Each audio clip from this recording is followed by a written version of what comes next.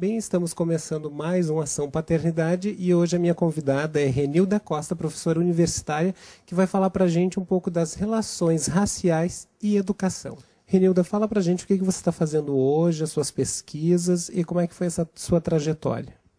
Então, hoje posso falar assim que venho trabalhando com a temática, com a temática relações raciais e educação, o entendimento de como que as relações, que a gente chama de relações raciais, foram construídas no Brasil, e que influências elas têm no processo educacional. Então, já fazem 10, 12 anos que venho trabalhando essa temática, a partir do Núcleo de Estudos Afro-Brasileiros Negro e Educação na Uniplac, da qual eu ajudei a construir e trabalhei durante esses 10 anos. Então, nós fazíamos atividades de pesquisa e extensão nessa área, na área das relações raciais e educação. E hoje, atualmente, eu estou trabalhando, desde o ano passado, na universidade, sou professora da Universidade Federal do Amazonas. Estou agora, retornei a Lages por conta da pesquisa, estou no meio da pesquisa de doutorado, que faço na Universidade do Vale do Rio dos Sinos, em São Leopoldo, que é trabalhar a influência do batuque, das religiões de matriz africana, mais especificamente do batuque, em Lages. Como se constrói essa identidade do sujeito de ser da religião afro. Então, esse é um tema que eu venho, uma área de conhecimento que eu venho discutindo atualmente. Mas eu vou falar um pouco desse trabalho que eu venho fazendo, que continuo indo para o Amazonas, com certeza continuo, já tenho me envolvido com a questão étnico-racial lá também, muito ligada à questão indígena lá, indígena e negra, então venho já me aproximando do tema lá na região. Então, durante todos esses anos, acompanhei assim, um pouco essa discussão de como é que as relações raciais, como eu já disse, foram construídas no Brasil, quais as influências delas no processo de educação das crianças negras e das crianças brancas também. Porque a gente viveu no Brasil uma construção de identidade, que a gente chama de identidade nacional, em que os diversos grupos que vieram para o Brasil tiveram que, como a gente diz assim, abandonar suas identidades, que a gente chama de identidades étnicas, identidades, para construir uma identidade nacional. E a população negra e a população indígena, elas tiveram assim uma trajetória de Brasil, de construção de Brasil muito difícil, para ser generosa, assim, Então, a ideia hoje é de que você possa reparar, todo a exclusão, vamos falar assim, da exclusão que a população negra e indígena teve, principalmente, o meu tema mais a questão negra, a exclusão simbólica, material e geográfica, como diz um autor, Chibers, quer dizer, então a população negra ela foi alvo das várias facetas da exclusão. E isso atinge diretamente, a gente está aqui no Instituto de Paternidade Responsável, e ele afeta diretamente a vida, a história de vida das crianças negras.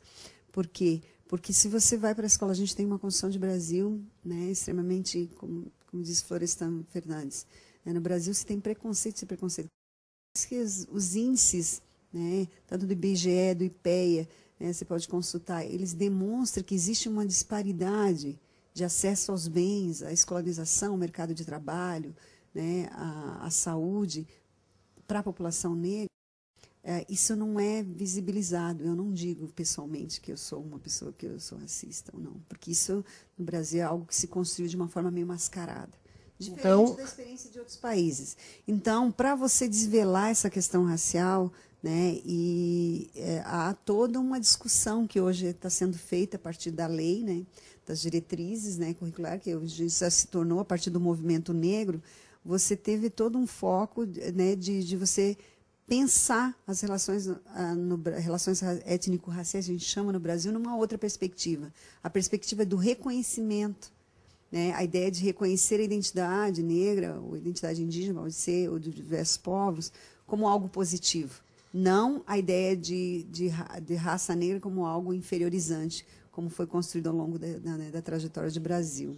Então, como que a gente pode definir hoje a situação do negro e também fazendo uma observação baseada no preconceito que ainda existe? Como é que está essa situação? Sintetizando, como é que é essa situação hoje? Hoje, assim, vamos falar mais assim, porque eu poderia trabalhar esse tema em diversas, mas vou focar um pouco essa questão educacional, né? Como é que está a situação?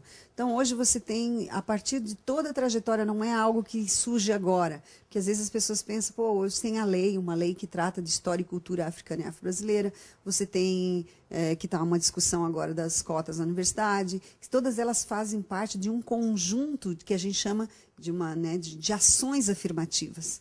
Então, quando você faz ação afirmativa, não é só na cota, mas a cota é um elemento importante hoje. Por quê? Porque você precisa equilibrar. Se os dados demonstram que existe uma disparidade da população negra, né? Então, no ensino universitário, tanto no mercado de trabalho, você precisa equilibrar. Então, hoje você tem toda uma gama de políticas que vão desde a, que às vezes as pessoas dizem assim, ah, mas é só a cota. Não, políticas que vão desde a educação infantil até o ensino superior, a pedagogia. Então, hoje você tem a obrigatoriedade do ensino de história e cultura africana e afro-brasileira no currículo. Seja no currículo oficial, seja ele da escola pública ou particular, ou universidade, da educação infantil à universidade. Então, toda a formação de professores, vamos no nosso foco que é a criança, né? Toda a formação de professor tem que contemplar, né? Porque como que se nós tivermos uma educação que a gente chama de eurocêntrica, mas etnocêntrica e eurocêntrica, né? De perceber que só a Europa era o centro, que tudo que vinha de conhecimento era superior era da Europa, né? E outros conhecimentos, sejam eles asiáticos, indígenas e negros, eram desconsiderados. Então, você precisa haver uma mudança no currículo.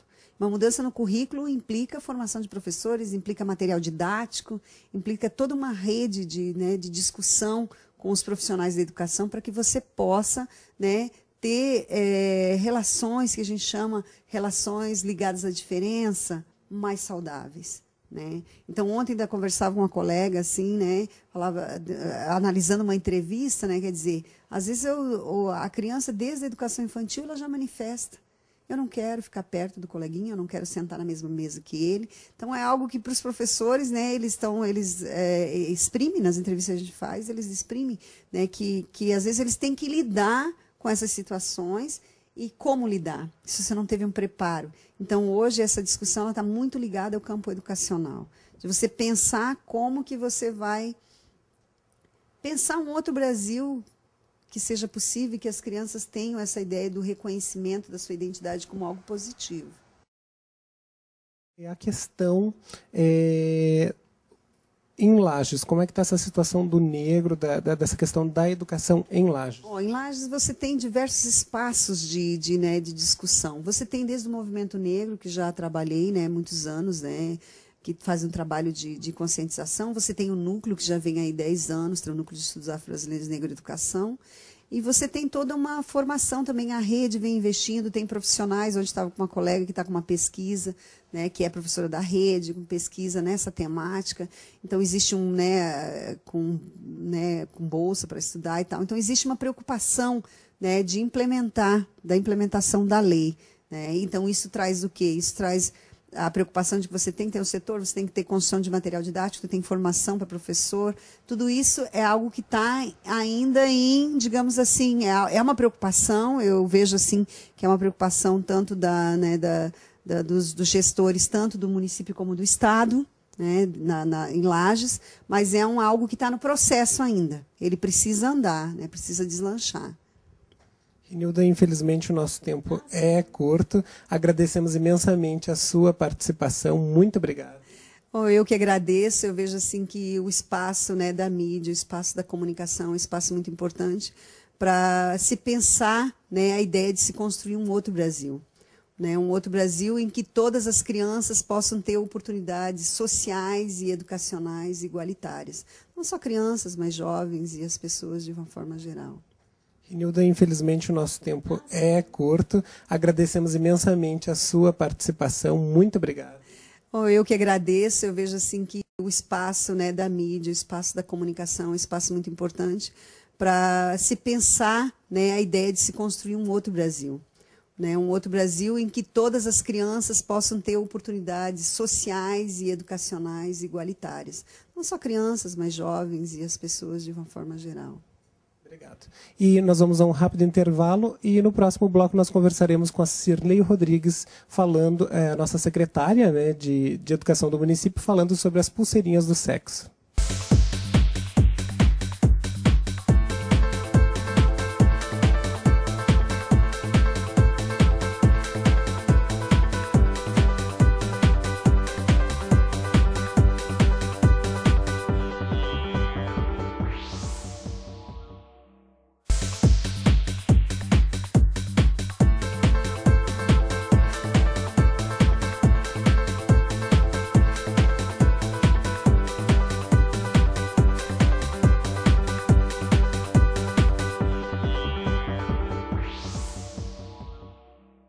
Bem, hoje eu tenho o prazer de receber no nosso programa Cirlei Rodrigues, secretária da Educação do município de Lages, e vai falar para a gente como é que está a situação das pulseirinhas do sexo aqui nas escolas municipais de Lages. Tudo bem? Tudo bem, Marciano. Realmente para nós é uma preocupação as pulseirinhas. Nós tomamos dimensão do problema esse ano e já estamos desencadeando uma ação pedagógica. Eu conversava antes contigo, não adianta nós estarmos proibindo, porque o proibido sempre é bom, mais gostoso. Então, o que nós queremos fazer em termos de educação? Conscientizar os alunos, conscientizar as famílias, para que nós possamos estar atribuindo um novo significado às pulseirinhas. É sabido que essas pulseirinhas do sexo, elas vieram da Inglaterra, essa onda, desde a década de 80 elas já estão existindo, e os adolescentes agora eles deram uma nova versão, né? Cada pulseirinha tem um significado e começa com um simples beijo e termina no sexo propriamente dito. E nas escolas isso é um complicador, porque muitas meninas, as mães compram as pulseirinhas porque são bonitinhas, são mais um adereço, né? E aí as mães não percebem a consequência disso lá na escola. Os meninos, com essas informações, acabam rompendo as pulseirinhas e aí as meninas pagam um castigo, que é a questão do sexo. Então, nós já mobilizamos um grupo de vereadores, porque nós estávamos discutindo isso na própria Câmara de Vereadores, mobilizaram já a promotoria da adolescência, e nós, enquanto educação, precisamos estar trabalhando numa outra perspectiva, não da proibição, mas da conscientização, de uma nova aprendizagem em cima disso.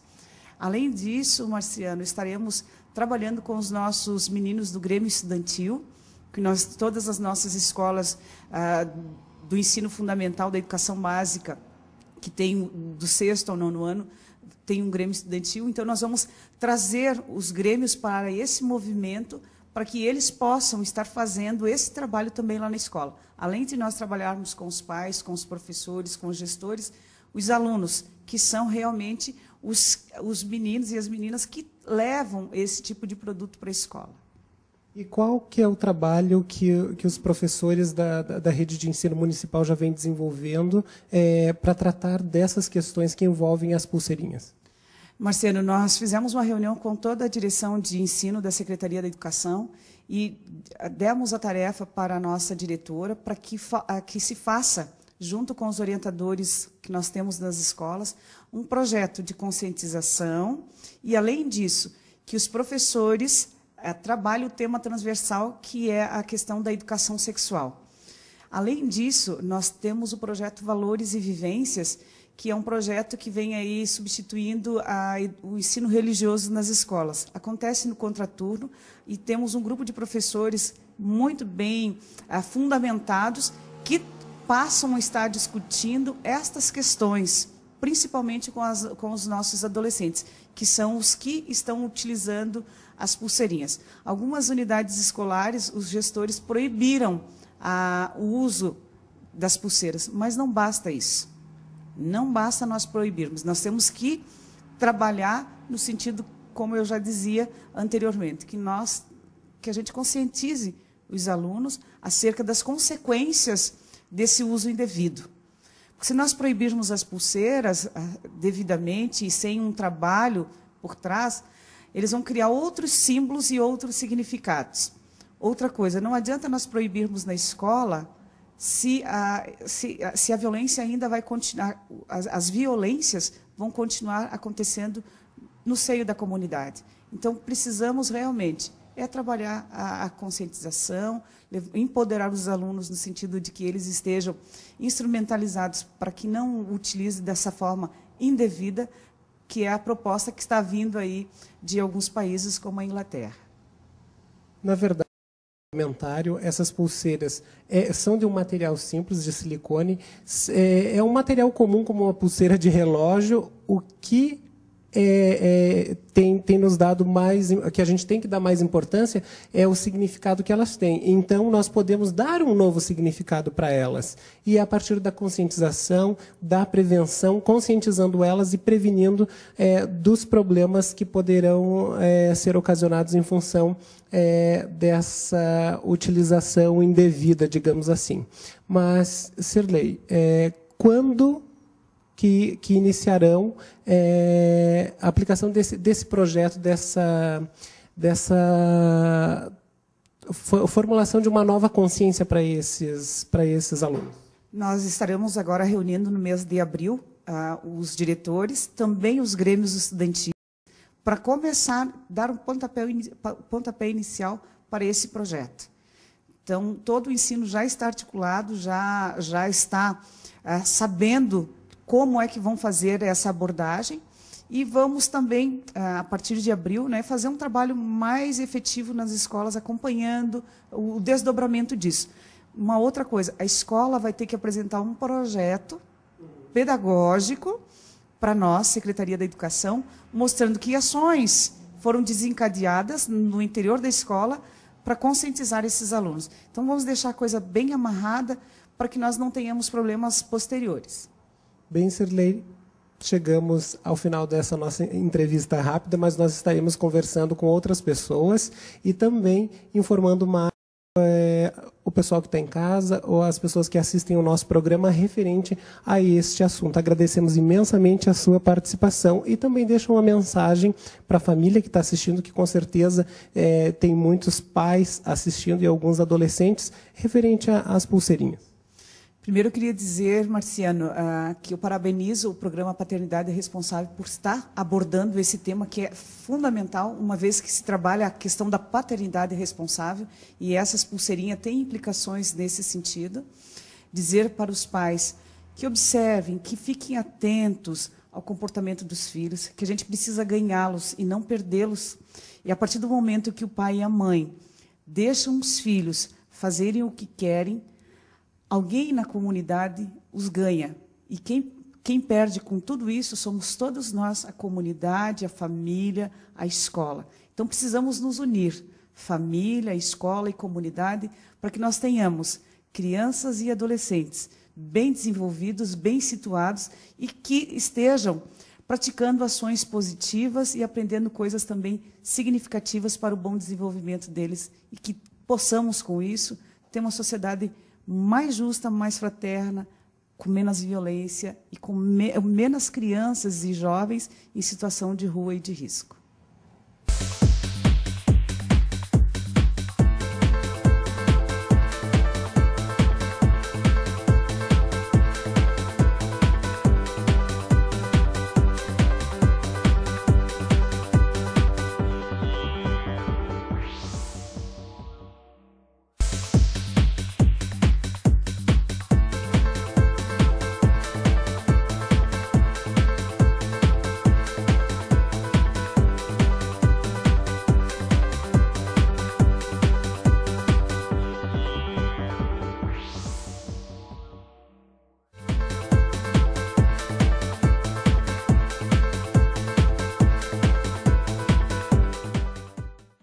Bem, nesse nosso quadro Pergunte, nós viemos até o bairro Popular, aqui na Escola de Educação Básica Zumir Alta da Silva, conversar com a diretora-geral, a Sandra Rotters, que vai falar um pouquinho para a gente sobre a questão das pulseirinhas do sexo. Tudo bem, Sandra? Tudo bem.